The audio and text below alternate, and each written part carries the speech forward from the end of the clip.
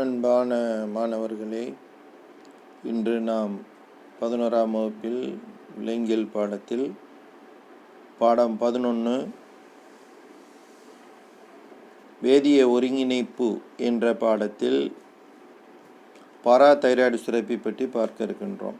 இதற்கு முந்தைய வகுப்பிலே தைமஸ் சுரப்பி இதுக்கு முந்தைய வகுப்பிலே ஹைப்போதலாமஸ், பிட்யூட்ரி, பீனியல் சுரப்பி, தைராய்டு சுரப்பி, இந்த 4 சுரப்பிகள் பார்த்திருந்தோம். தற்பொழுது பாராதைராய்டு சுரப்பியை பற்றி பார்க்க இருக்கின்றோம். மனிதனினுடைய தைராய்டு சுரப்பியினுடைய பின்பக்க சுவரில் 4 சிறிய பாராதைராய்டு சுரப்பிகள் உள்ளன. பாராதைராய்டு சுரப்பினுடைய இருப்பிடம் என்று எடுத்துக்கொண்டால் தைராய்டு சுரப்பினுடைய பின்புறம் காணப்படுகிறது. மனிதனுடைய தைராய்டு சுரப்பினுடைய பின்பக்க சுவரில் 4 சிறிய தைராய்டு சுரப்பிகள் 4 சிறிய பாராதைராய்டு சுரப்பிகள் காணப்படுகின்றன.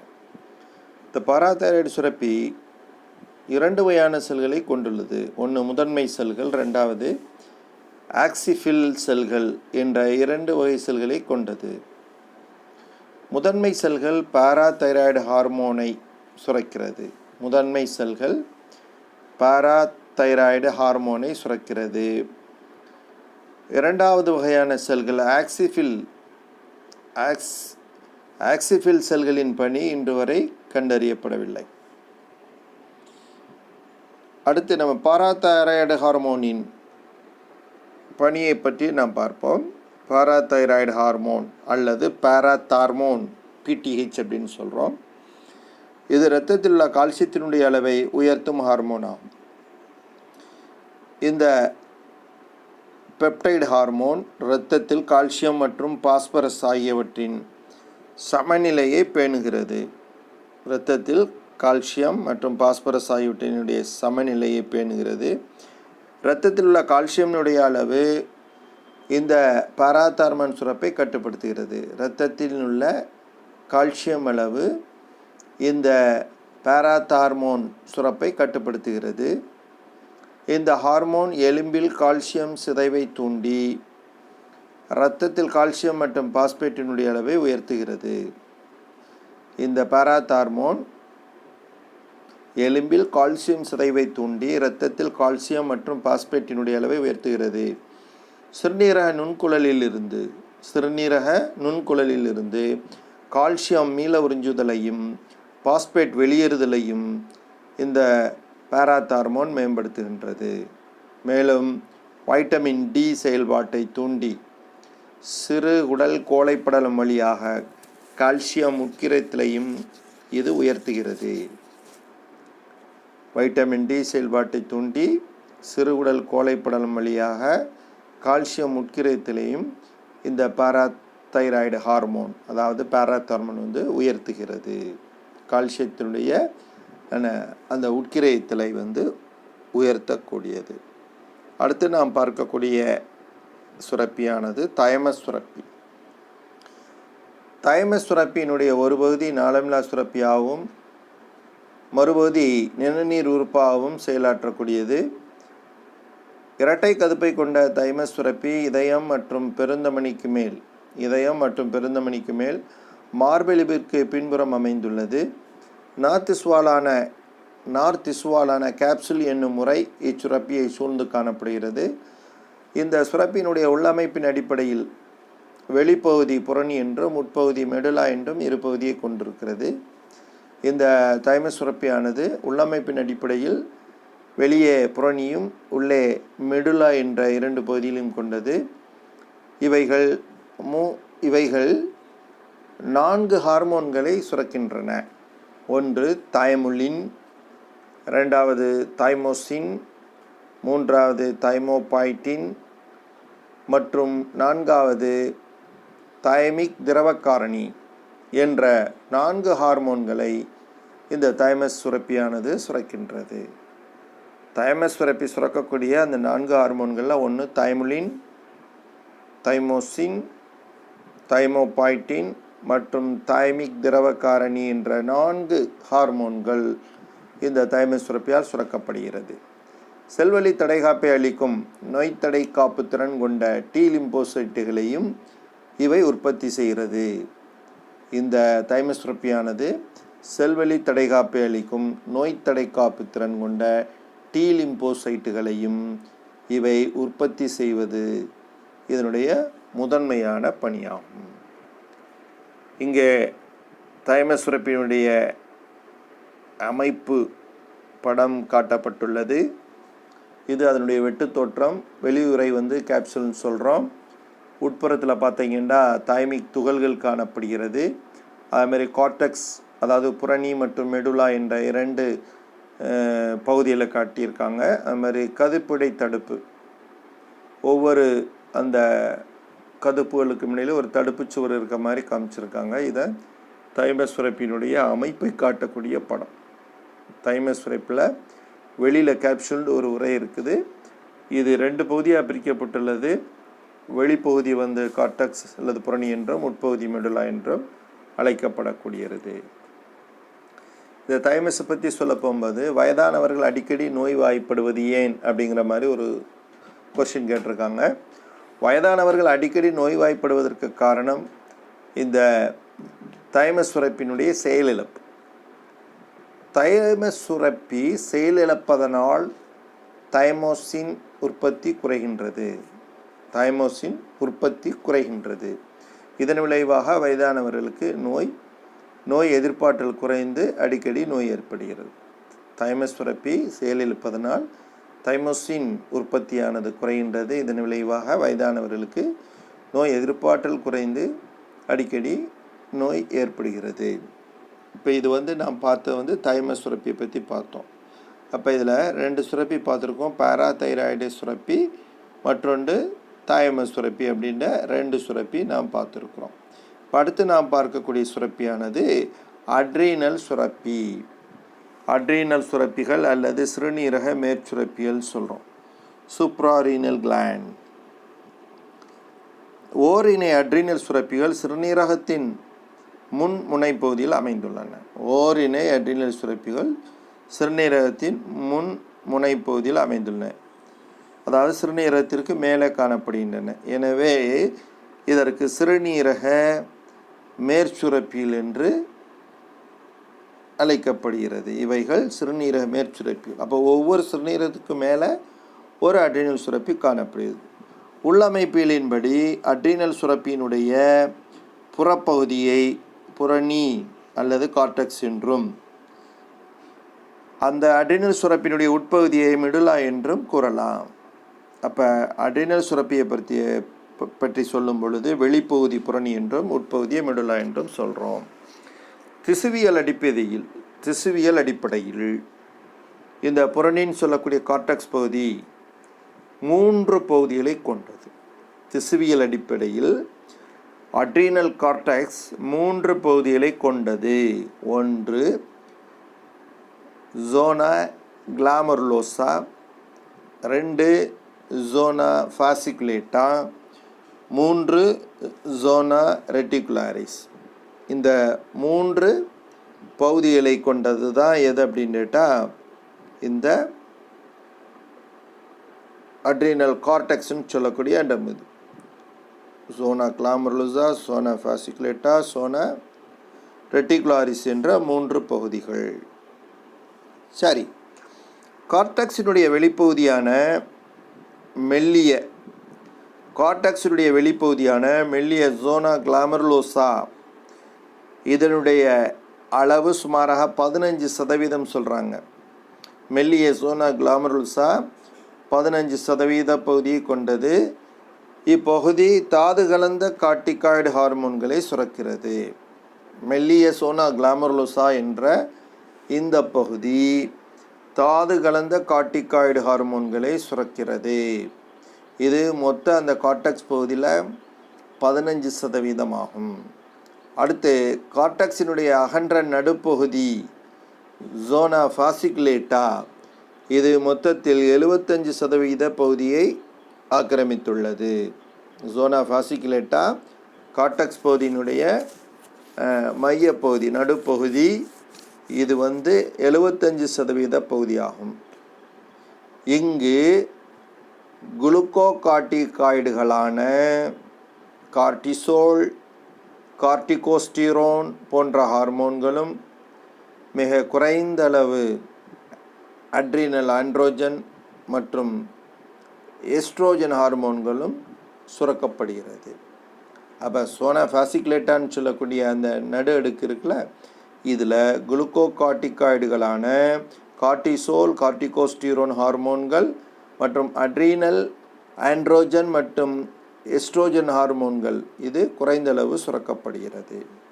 அட்ரினல் கார்டெக்ஸின் 3வது அடுக்கான அந்த உள்ளடுக்கு இருக்குல்ல, அதாவது சோனா ரெட்டிகுலாரிஸ், சோனா ரெட்டிகுலாரிஸ் என்ற உள்பகுதி மொத்த அந்த கார்டெக்ஸ் பகுதியில் 10% அளவுடைய அந்த உட்பகுதியான சோனா ரெட்டிகுலாரிஸ் அட்ரினல் ஆண்ட்ரோஜன், குறைந்தளவு எஸ்ட்ரோஜன் மற்றும் குளுக்கோகார்டிகாய்டுகளை சுரக்கிறது. அப்போ அந்த 3 பகுதிகளும் கார்டெக்ஸில் உள்ள, அதாவது அட்ரினல் கார்டெக்ஸில் 3 பகுதியில் சோனா கிளாமருலோசான்னு சொல்லக்கூடிய வெளியடுக்கு தாது கலந்த கார்டிகாய்டுகளையும், நடு அடுக்கு மற்றும் உள்ளடுக்கான அந்த சோனா ஃபாசிகுலேட்டா, சோனா ரெட்டிகுலாரிஸ் என்ற இந்த 2 அடுக்கும் குளுக்கோகார்டிகாய்டுகள் மற்றும் ஆண்ட்ரோஜன், எஸ்ட்ரோஜன் போன்ற, அதாவது இனப்பெருக்க ஹார்மோன்களை, அதாவது அட்ரினல் ஆண்ட்ரோஜன் மற்றும் எஸ்ட்ரோஜன் ஹார்மோன்களை சுரக்கிறது. குளுக்கோகார்டிகாய்டில் முக்கியமானது கார்டிசோல் அண்டு கார்டிகோஸ்டிரோன். இந்த ஹார்மோன்களை இவைகள் சுரக்கிறது. இந்த அட்ரினல் கார்டெக்ஸில் 3 அடுக்கில் சோனா கிளாமருலோசா 15%, சோனா ஃபாசிகுலேட்டா 75%, மீதி உள்ள அந்த 10% சோனா ரெட்டிகுலாரிஸ் பகுதியும் ஆக்கிரமித்துள்ளது.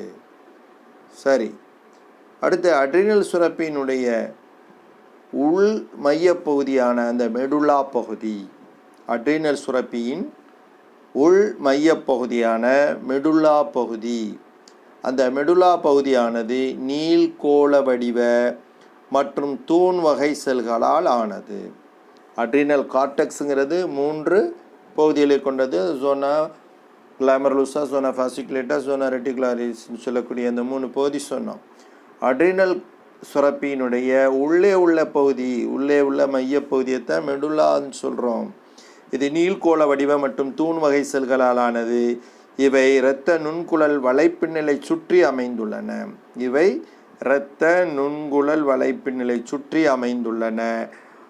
இவைகள் அட்ரினல் மெடுல்லாவானது 2 ஹார்மோன்களை இது சுரக்கிறது.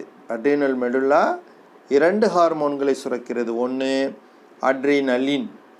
இந்த அட்ரினலினுடைய மறுபெயர் எப்பினெஃப்ரின் சொல்கிறோம். அட்ரினலினுடைய மறுபெயர் எப்பினெஃப்ரின். சரியா? அதாவது அட்ரினலின் அல்லது எப்பினெஃப்ரின். 2வது ஹார்மோன் நார் அட்ரினலின் அல்லது நார் எப்பினெஃப்ரின் என்ற 2 ஹார்மோன்களை எது சுரக்குது? இந்த அட்ரினல் மெடுல்லா. இப்போ அட்ரினல் மெடுல்லா சுரக்கக்கூடிய ஹார்மோன்கள் எடுத்துக்கிட்டோம்னா இந்த 2ஐயும் சொல்லலாம். அட்ரினல் மெடுல்லா சுரக்கக்கூடிய ஹார்மோன்கள், ஒன்று அட்ரினலின், இன்னொன்று நார் அட்ரினலின். சரி, இந்த 2 ஹார்மோன்களும் எவ்வகையை சார்ந்தது என்று அழைக்கும்போது கேட்டகோலமைன் வகையை சார்ந்தது. அட்ரினலின், நார் அட்ரினலின் இரண்டுமே கேட்டகோலமைன் வகையை சார்ந்தது. அட்ரினல் கார்டெக்ஸ் சுரக்கக்கூடிய ஹார்மோன்கள் அனைத்துமே ஸ்டீராய்டு வகையை சார்ந்தது. ஸ்டீராய்டு வகை ஹார்மோன் இது கேட்டகோலமைன் வகையை சார்ந்தது. சரி, இது கீழே பாருங்கள், அட்ரினல் சுரப்பியினுடைய படத்தை காமிச்சிருக்காங்க. அட்ரினல் சுரப்பின் அமைப்பு அப்படிங்க போகும்போது சிறுநீரகத்துக்கு மேலே காணப்படக்கூடிய அந்த சுரப்பியத்தை நம்ம அட்ரினல் சுரப்பின்னு சொல்கிறோம். சரியா? அந்த அட்ரினல் சுரப்பியினுடைய வெட்டு தோற்றம் அந்த வெட்டு தோட்டத்தில் பாருங்கள், வெளியில் கேப்சூல் உரை அப்படின்னு ஒரு பகுதி கொடுத்துருக்கு, அடுத்து வந்து கார்டெக்ஸ் பகுதின்னு கொடுத்துருக்கு, அடுத்து மெடுல்லா பகுதி கொடுத்துருக்காங்க. சரியா? சிறுநீரகத்துக்கு மேலே காணப்படக்கூடிய ஒரு முக்கோணமான ஒரு அமைப்பை கொண்ட சுரப்பி தான் வந்து இந்த அட்ரினல் சுரப்பி. இந்த அட்ரினல் சுரப்பினுடைய அந்த வெட்டு தோட்டத்தை கீழே காமிச்சிருக்காங்க. அதில் பார்த்தீங்கன்னா கேப்சுலார் பகுதி, கார்டெக்ஸ் பகுதி, மெடுலாண்டு, இந்த மூன்றையும் காட்டக்கூடிய இந்த அடுக்குகளை இங்கே கொடுத்துருக்கு பாருங்கள். இதில் பார்த்தா என்ன தெரியும்? கேப்சூல், அடுத்து சோனா கிளாமர்லூசா, சோனா ஃபாசிகுலேட்டான்னு சொல்லக்கூடிய நடு அடுக்கு, உள்ளடுக்கான சோனா ரெட்டிகுலாரிஸ், அடுத்து உள்ள பகுதி இது மெடுல்லா. அப்போ வெளி பகுதி கேப்சூல்னு சொல்கிறோம், அதுக்கடுத்து கார்டெக்ஸ் பகுதி, அதுக்கடுத்து மெடுல்லா பகுதி. இந்த கார்டெக்ஸ் வந்து 3 அடுக்காக இருக்கும். அதில் சோனா கிளாமர்லூசா, சோனா ஃபாசிகுலேட்டா, சோனா ரெட்டிகுலாரிஸ், இந்த மூன்றுமே கார்டெக்ஸ் பகுதி தான். அதில் தடித்த அடுக்கு வந்து சோனா ஃபாசிகுலேட்டா, வெளியில் உள்ள அடுக்கு பேர் மெல்லியது சோனா கிளாமர்லூசா, உள்ள உள்ள அடுக்கு சோனா ரெட்டிகுலாரிஸ். அடுத்து உள்ளே போனால் மெடுல்லா பகுதி வரும். இதான் வந்து அட்ரினல் சுரப்பினுடைய அமைப்பை காட்டக்கூடிய படம். சரியா? அட்ரினல் சுரப்பி சுரக்கக்கூடிய ஹார்மோன்கள் அதில் 2 இதாக பிரித்தோம். அட்ரினல் கார்டெக்ஸ் சுரக்கக்கூடிய ஹார்மோன்கள், மெடுல்லா சுரக்கக்கூடிய ஹார்மோன். மெடுல்லா சுரக்கக்கூடிய ஹார்மோன் தான் அட்ரினலின், நார் அட்ரினலின். அட்ரினல் கார்டெக்ஸ் சுரக்கக்கூடிய ஹார்மோன்களில் தாது கலந்த கார்டிகாய்டில் சொல்கிறோம், குளுக்கோ கார்டிகாய்டுகள் சொல்லலாம். அதேமாதிரி அட்ரினல் ஆண்ட்ரோஜன் சொல்லக்கூடியது, எஸ்ட்ரோஜன் சொல்லக்கூடிய ஹார்மோன்கள். அதில் குளுக்கோ கார்டிகாய்டு ஹார்மோன்கள் எடுத்துக்கிட்டோம்னா கார்டிசோன், கார்டிகோஸ்டீரோன் அப்படிங்கிறது சொல்கிறோம். தாது கலந்த கார்டிகாய்டு ஹார்மோன் சொன்னோம்னா அது வந்து சோனா சோனா குளோமரலஸா என்ற அடுக்கு தான் எதை சுரக்குது அப்படின்னா தாது கலந்த கார்டிகாய்டுகளை சுரக்குது. தாது கலந்த கார்டிகாய்டுகளில் முக்கியமான ஹார்மோன் எது அப்படின்னு கேட்டால் ஆல்டோஸ்டிரோன். ஆல்டோஸ்டிரோன்கிறத தாது கலந்த கார்டிகாய்டு ஹார்மோன்களில் முக்கியமானது. குளுக்கோ கார்டிகாய்டுகளில் முக்கியமான ஹார்மோன் எது அப்படின்னு கேட்டால் ஒன்று கார்டிசோல், ரெண்டாவது கார்டிகோஸ்டீரோன் சொல்லக்கூடிய கார்டிகோஸ்டீரோன் சொல்லக்கூடிய ஹார்மோன்கள் இங்கே கொடுத்துருக்கு. கார்டிசோல், கார்டிகோஸ்டீரோன், அதுமாதிரி அட்ரினல் ஆண்ட்ரோஜன், ஈஸ்ட்ரோஜன், அதுமாதிரி இங்கே அட்ரினல் ஆண்ட்ரோஜன். சரியா? அதுமாதிரி ஈஸ்ட்ரோஜன், குளுக்கோ கார்டிகாய்டு. இதுக்கு முன்னாடி ஒன்று பார்த்தா தாது கலந்த கார்டிகாய்டுகள்னு சொன்னோம். தாது கலந்த கார்டிகாய்டுகள்ங்கிறது எதனால் சுரக்கப்படக்கூடியதுன்னா சோனா கிளாமர்லோசாவால் சுரக்கப்படக்கூடிய ஹார்மோன் தான் தாது கலந்தது, தாது கலந்த கார்டிகாய்டு. சரியா? தாது கலந்த கார்டிகாய்டில் முக்கியமானது, தாது கலந்த கார்டிகாய்டில் முக்கியமான ஹார்மோன் என்ன அப்படின்னு கேட்டால் ஆல்டோஸ்டிரோன் சொல்கிறோம். ஆல்டோஸ்டிரோன், ஆல்டோஸ்டிரோன் இதுதான் தாது கலந்த கார்டிகாய்டுகளில் முக்கியமான ஹார்மோன். அதுமாரி குளுக்கோ கார்டிகாய்டில் முக்கியமான ஹார்மோன் நம்ம பார்த்தோம். அதில் பார்த்தீங்கன்னா இங்கே உங்கள் புக்கில் கொடுத்துருக்கிறதுல 2 கொடுத்துருக்குது. ஒன்று கார்டிசோல், இன்னொன்று கார்டிகோஸ்டீரோன். சரி, இப்போ அடுத்து நாம் பார்க்கக்கூடியது அட்ரினல் ஹார்மோன்களின் பணிகள். அட்ரினல் ஹார்மோன்களின் பணிகள். இப்போ அட்ரினல் ஹார்மோனில் அட்ரினல் கார்டெக்ஸ் ஹார்மோன்கள் தனியாக இருக்குது, அட்ரினல் மெடுல்லா சுரக்கக்கூடிய ஹார்மோன்கள் தனித்தனியாக இருக்குது. சரி, நம்ம இப்போ பார்த்தோம் அட்ரினல் கார்டெக்ஸ் சுரக்கக்கூடிய ஹார்மோனில் தாது கலந்த கார்டிகாய்டுகள், குளுக்கோ கார்டிகாய்டுகள், அட்ரினல் ஆண்ட்ரோஜன், அதுமாதிரி அட்ரினல் எஸ்ட்ரோஜன் அப்படின்லாம் சொன்னோம். சரியா? அதே மாதிரி அட்ரினல் மெடுல்லா சுரக்கக்கூடிய ஹார்மோனில் அட்ரினலின், ரெண்டாவது நார் அட்ரினலின் சொன்னோம். இப்போ அட்ரினல் ஹார்மோனின் பணிகள் அப்படின்னு தலைப்பில் பார்க்க போகும்போது ஒவ்வொன்றா பார்ப்போம். குளுக்கோஸ் அல்லாத பொருட்களில் இருந்து குளுக்கோஸ் உருவாக்கம். குளுக்கோஸ் அல்லாத பொருள்களிலிருந்து குளுக்கோஸ் உருவாக்கம். அந்த குளுக்கோஸ் உருவாக்கத்தை தான் நம்ம வந்து குளுக்கோனியோஜெனிசிஸ் அப்படின்னு சொல்கிறோம். குளுக்கோனியோஜெனிசிஸ், குளுக்கோஸ் அல்லாத பொருட்களிலிருந்து குளுக்கோஸை உற்பத்தி செய்வது. குளுக்கோஸ் அல்லாத பொருள்களிலிருந்து குளுக்கோஸ் உருவாக்கம்ங்கிறது குளுக்கோனியோஜெனிசிஸ்ன்னு சொல்கிறோம். அதே மாதிரி அடுத்த பணி பாருங்கள், கொழுப்பு சிதைவு லிப்போலைசிஸ், கொழுப்பு சிதைவு மற்றும் உயிர்காப்பு நிகழ்வான புரத சிதைவு ஆகிய செயல்களை குளுக்கோகார்டிகாய்டுகள் செய்கின்றன.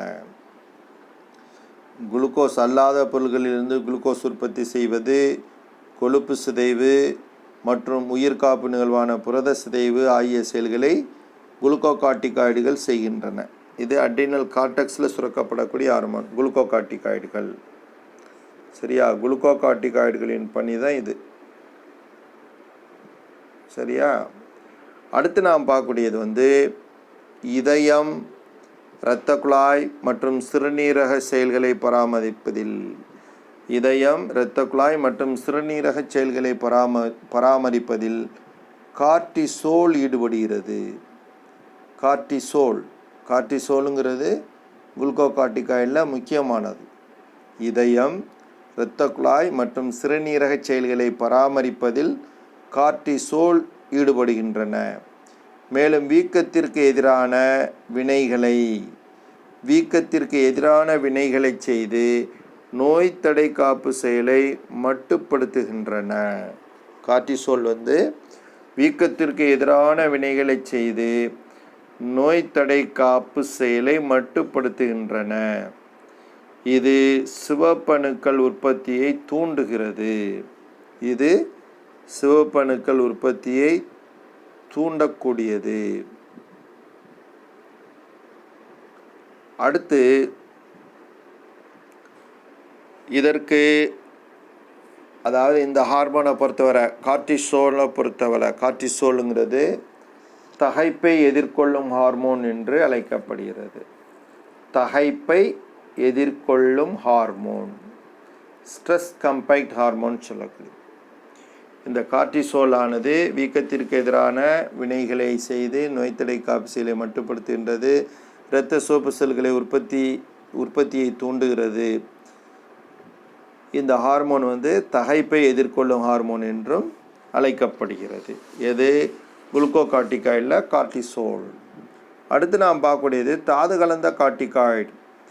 தாது கலந்த கார்டிகாய்டுகளில் முக்கியமானது ஆல்டோஸ்டிரோன்.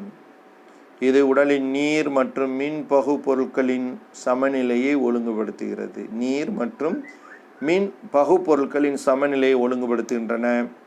சோடியம், நீர் ஆகியவற்றை மீள உறிஞ்சி பாஸ்பேட் அயனிகள் வெளியேற்றப்படுவதற்கும் மின் பகு பொருட்கள், நீர்ம அழுத்தம் மற்றும் இரத்த அழுத்தம் ஆகியவற்றை பராமரிக்கவும் இந்த ஆல்டோஸ்டிரோன் ஹார்மோன் உதவுகிறது. இப்போ இந்த ஆல்டோஸ்டிரோன்கிறத முக்கியமாக என்ன சொல்கிறாங்க? ஆல்டோஸ்டிரோன்கிறது ஒரு முக்கியமான ஹார்மோன். இது எப்படின்னா தாது கலந்த கார்டிகாய்டில் முக்கியமானது. உடலின் நீர் மற்றும் மின் பகு பொருட்களின் சமநிலை ஒழுங்குபடுத்துவது, சோடியம், நீர் ஆகியவற்றை மீண்டும் உறிஞ்சி பாஸ்பேட் அயனிகள் வெளியேற்றப்படுவதற்கும் மின் பகு பொருட்கள், நீர்ம அழுத்தம் மற்றும் இரத்த அழுத்தம் ஆகியவற்றை பராமரிக்கவும் இந்த ஆல்டோஸ்டிரோன் ஹார்மோன் உதவுகின்றது. பூப்பெய்தலின் போது அதாவது பருவமடைதலின் போது முகம் மற்றும் கை கால் இடுப்பு பகுதி ரோம வளர்ச்சியில் இந்த ஆண்ட்ரோஜன் பங்காற்றுகிறது. அட்ரீனல் ஆண்ட்ரோஜன் ஆனது பூப்பெய்தலின் போது முகம் மற்றும் கை கால் இடுப்பு பகுதியில் ரோமம் வளர்வதற்கு முக்கிய காரணமாக இருக்கக்கூடியது இந்த அட்ரீனல் ஆண்ட்ரோஜன். ஆண்ட்ரோஜன்கிறது இனப்பெருக்க ஹார்மோன். சரி, இப்போ அதே போல் அட்ரினல் மெடுலாவை பற்றி சொல்ல போகும்போது மெடுலா சுரக்கக்கூடிய ஹார்மோன் 2. ஒன்று அட்ரினலின், இன்னொன்று நார் அட்ரினலின். அட்ரினல் மெடுலாவில் பார்த்தீங்கன்னா பறத்தல், பயம், சண்டை ஆகியவற்றோடு தொடர்புடைய அட்ரினலின் மற்றும் நார் அட்ரினலின் ஹார்மோன்களை இது சுரக்கிறது. அட்ரினல் மெடுலா பறத்தல், பயம், சண்டை ஆகியவற்றோடு தொடர்புடைய அட்ரினலின் மற்றும் நார் அட்ரினலின், எபினெஃப்ரின் மற்றும் நார் எபினெஃப்ரின் சொல்லக்கூடிய இந்த ஹார்மோன்களை சுரக்கிறது. இது 3F ஹார்மோன் என்று அழைக்கப்படுகிறது. 3F 3F. எஃப்ங்கிறதுல flight, fight and fright. Flight, fight and fright அப்படின்னு சொல்லக்கூடியது. பறத்தல், பயம், சண்டை.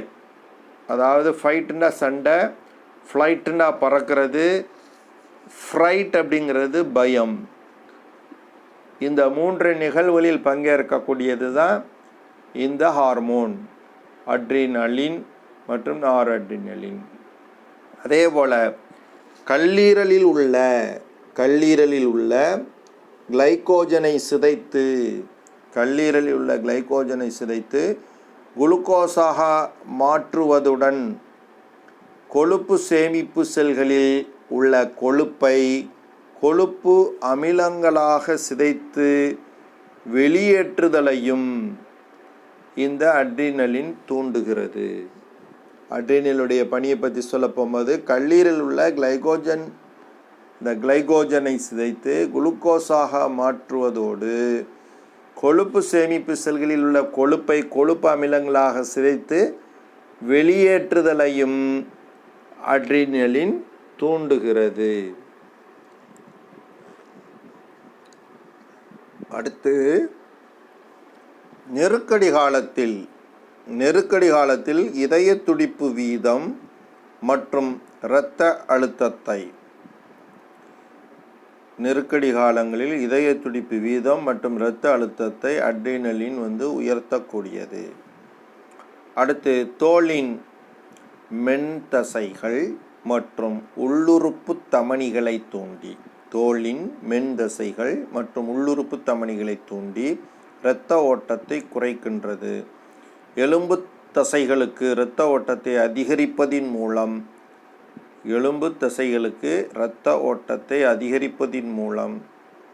எலும்பு தசை, இதயத்தசை மற்றும் நரம்பு திசுக்களின் வளர்சிதை மாற்ற வீதத்தையும் இது உயர்த்துகிறது.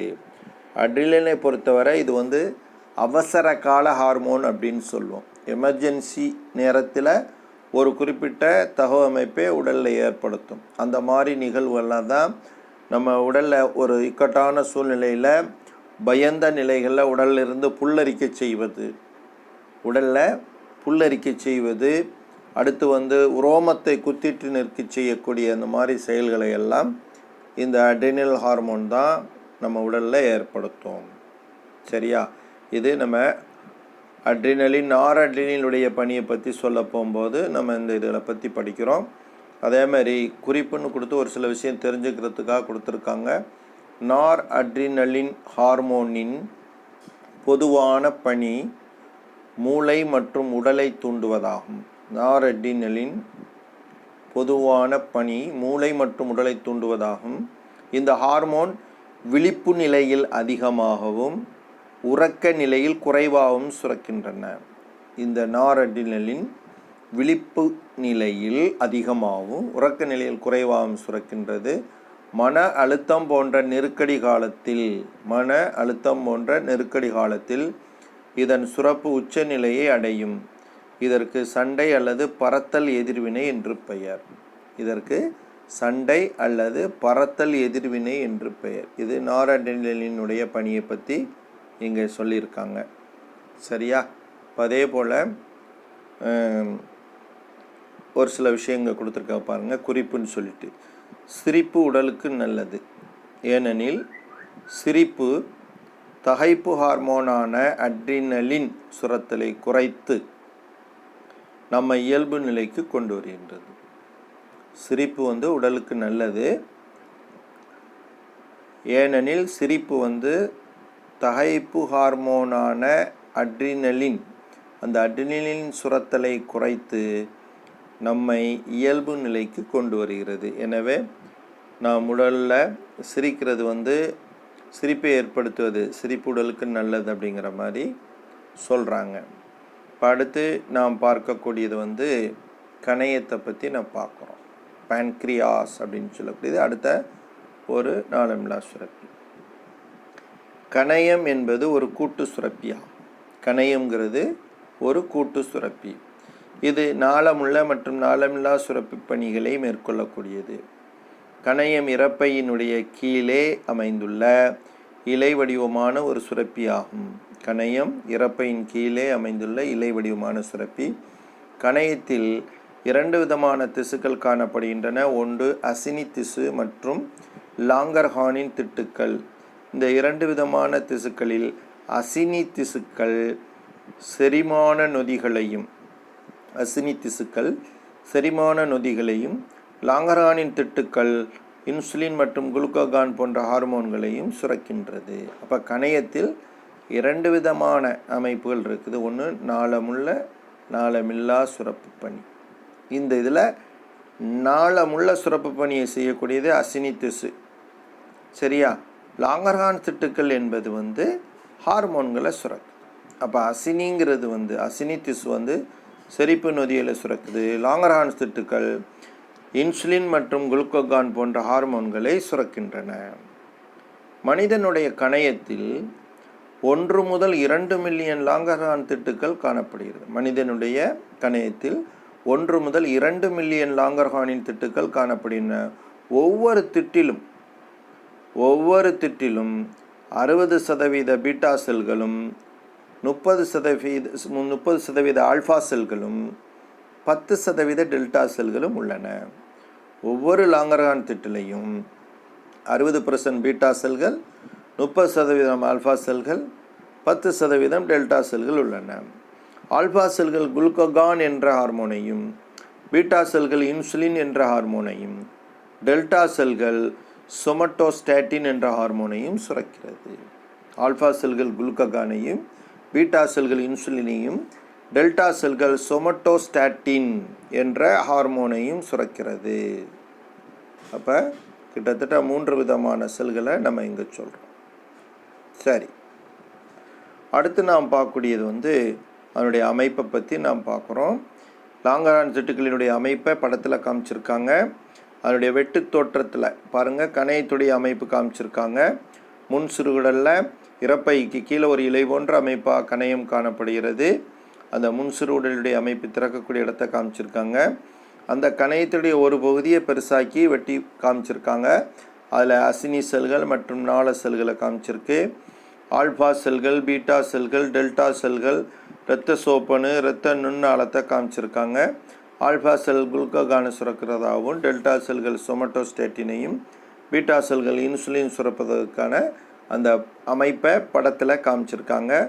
தெளிவான படத்தை இங்கே நம்மளுக்கு கொடுத்துருக்குறாங்க. சரி, இப்போ அடுத்து இந்த ஹார்மோன்கள் எந்தெந்த பணியை செய்யுது அப்படின்னு பார்க்கணும். இப்போ இதில் நம்மளுக்கு கொடுக்கப்பட்டதில் ஃபஸ்ட்டு இன்சுலின் ஹார்மோனை பற்றி சொல்லியிருக்காங்க. சரியா? அதாவது ஆல்ஃபா செல்கள் குளுக்கோகானையும், பீட்டா செல்கள் இன்சுலினையும், டெல்டா செல்கள் சொமட்டோஸ்டாட்டினையும் சுரக்குதுன்னு சொன்னோம். இப்போ அந்த வகையில் முதல் ஹார்மோன், இந்த ஹார்மோன் இன்சுலின். பெப்டைடு ஹார்மோனான இன்சுலின் உடலின் குளுக்கோஸ் சமநிலை பேணுதலில் முக்கிய பங்காற்றுகிறது. இரத்தத்தில் உள்ள குளுக்கோஸை தசை மற்றும் கொழுப்பு சேமிப்பு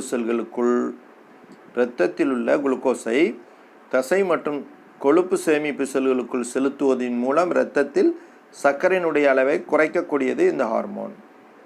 இது கிளைகோஜனை குளுக்கோஸாக மாற்றுதல், அமினோ அமிலம் மற்றும் கொழுப்பு ஆகியவற்றை குளுக்கோஸாக மாற்றுதல் ஆகிய பணிகளின் வேகத்தை தடுக்கிறது.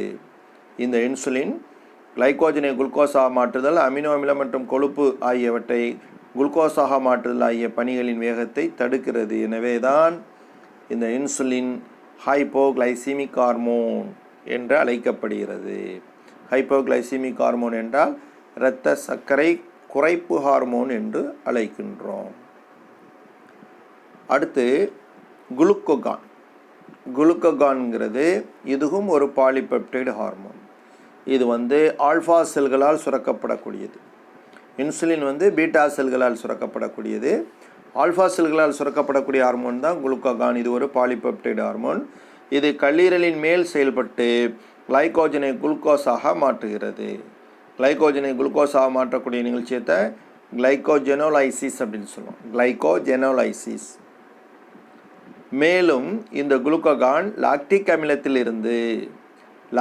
அமிலத்திலிருந்தும் கார்போஹைட்ரேட் அல்லாத மூலக்கூறுகளிலிருந்தும் குளுக்கோஸ் உற்பத்தி செய்து இரத்தத்தில் சேர்ப்பதால் குளுக்கோஸினுடைய அளவு இரத்தத்தில் அதிகரிக்கிறது. இந்த குளுக்கோகான் லாக்டிக் அமிலத்திலிருந்தும் கார்போஹைட்ரேட் அல்லாத மூலக்கூறுகளிலிருந்தும் குளுக்கோஸ் உற்பத்தியை இவை அதிகரிக்கிறது. அப்போ குளுக்கோஸ் உற்பத்தியை செய்து இரத்தத்தில் குளுக்கோஸை சேர்ப்பதன் மூலம் இரத்த குளுக்கோஸினுடைய அளவு அதிகரிக்கிறது. அது மட்டுமின்றி செல்களில் குளுக்கோஸினுடைய பயன்பாட்டு அளவையும் குளுக்கோஸின் உள்ளேறும் அளவையும் இந்த குளுக்கோகான் தடுப்பதால் செல்களில் குளுக்கோஸின் பயன்பாட்டு அளவையும் குளுக்கோஸின் உள்ளேறும் அளவையும் குளுக்கோகான் தடுப்பதால் இரத்தத்தில் சர்க்கரையினுடைய அளவு அதிகரிக்கிறது. எனவே இந்த ஹார்மோன் ஹைப்பர் கிளைசீமிக் ஹார்மோன் என்று அழைக்கப்படுகிறது. ஹைப்பர் என்றால் இரத்த சர்க்கரையை உயர்த்தும் ஹார்மோன். ஹைப்பர் கிளைசீமிக் ஹார்மோன்கிறது இரத்த சர்க்கரையை உயர்த்தும் ஹார்மோன் என்று அழைக்கப்படுகிறது. நாள்பட்ட ஹைப்பர் கிளைசீமியானா இரத்தத்தில் சர்க்கரையினுடைய அளவு உயர்ந்த நிலை. நாள்பட்ட அந்த ஹைப்பர் கிளைசீமியா டயபெட்டிஸ் மெலிட்டஸ் என்னும் நீரிழிவு நோய்க்கு காரணமாகிறது. இப்போ இந்த 2 ஹார்மோனை பார்த்துருக்குறோம். ஒன்று insulin, another one is glucagon. சரி, இப்போ இந்த இன்சுலின் பற்றி ஒரு சில விஷயம் சொல்லியிருக்காங்க. பிளாஸ்மாவில் இன்சுலினுடைய அரை ஆயுட்காலம்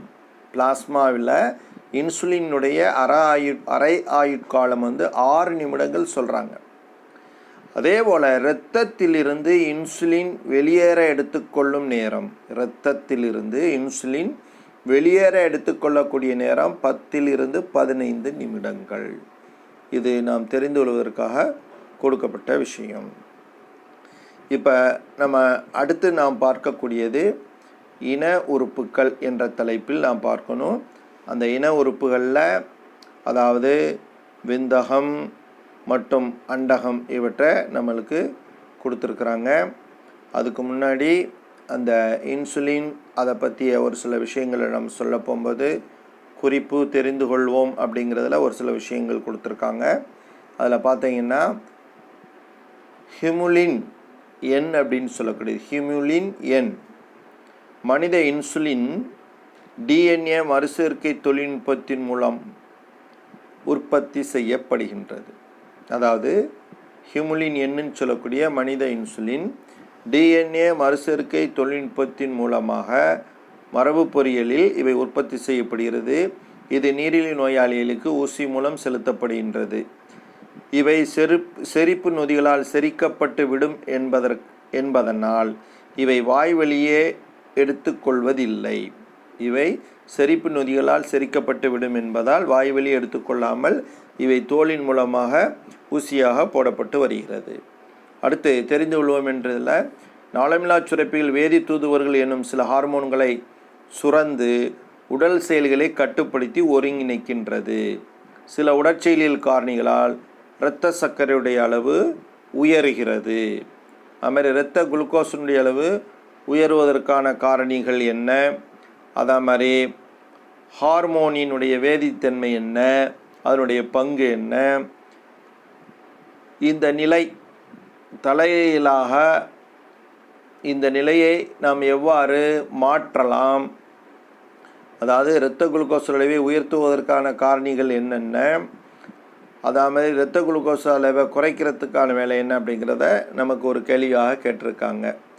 இது போன்ற பல்வேறு விஷயங்களை நாம் அடுத்தடுத்த வகுப்புகளில் நம்ம பார்க்கலாம். நாம் இதுவரை பார்த்து இருந்தது அடினல் சுரப்பி பார்த்தோம். அதுக்கடுத்து நம்ம கணையம் பார்த்திருக்கிறோம், பாராதைராய்டு சுரப்பி பார்த்துருக்குறோம். அதுக்கடுத்து தைமஸ் சுரப்பி பார்த்தோம். அடுத்த வகுப்பில் நம்ம பார்க்கக்கூடியது அதாவது இன உறுப்புகள், இனப்பெருக்க உறுப்புகள்ன்ற தலைப்பில் நம்ம அடுத்த வகுப்பில் பார்க்கலாம். நன்றி.